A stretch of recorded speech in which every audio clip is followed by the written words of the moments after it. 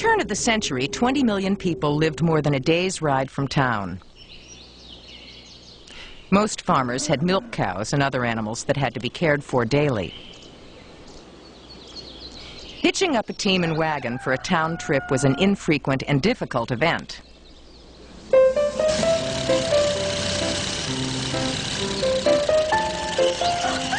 The car brought freedom from all that.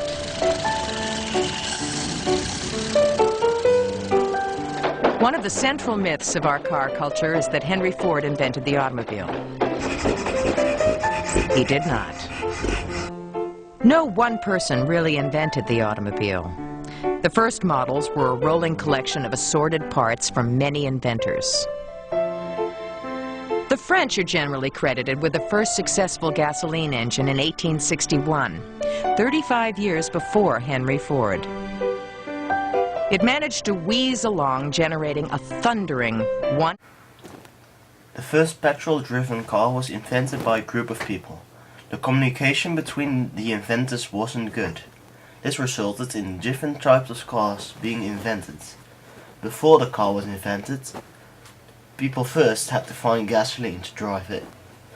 This was discovered in Austria by Abraham Schreiner.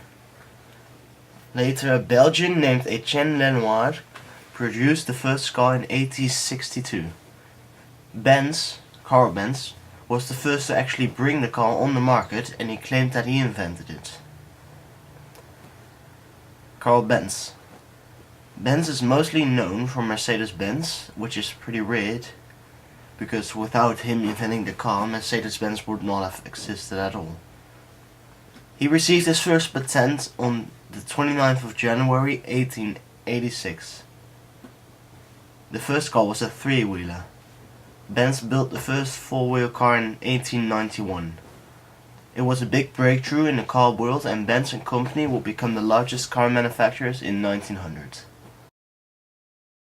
As early as 1868, there were public calls for a cheap mechanical substitute for the horse.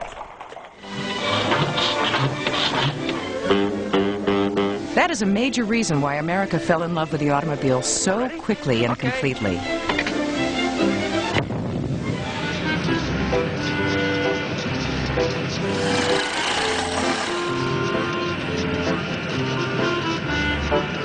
By 1925, 25 million cars had been built. The love affair had become a torrid obsession. The General Motors Corporation was by then the largest car maker in the world.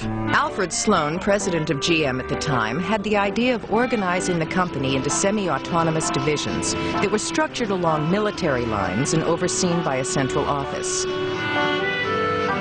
The GM organization became the model for most large corporations throughout the 20th century.